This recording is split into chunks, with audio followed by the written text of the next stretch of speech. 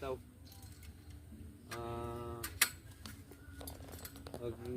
Susubok pa tayo kasi hindi natin baka magtuloy-tuloy pa itong ulanin. At kung sakali man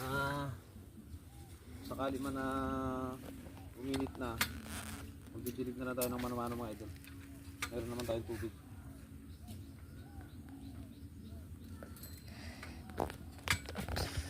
Hindi baka madali kasi kailangan ingatan yung buto, mahal.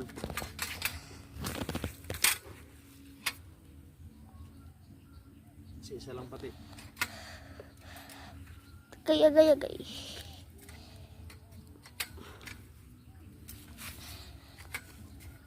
Tabunan pa natin may mga idol ng pakwan na saging. Kailangan tuloy-tuloy na tayo sa pagtatanim kasi sayang yung panahon para tuloy-tuloy rin ang kita. Tatlong araw lang ito mga idol, 3 hanggang 4 na araw sibol na rin. Dapat ng Farmalite nito. Yan lang po, thank you for watching. Magandang araw po.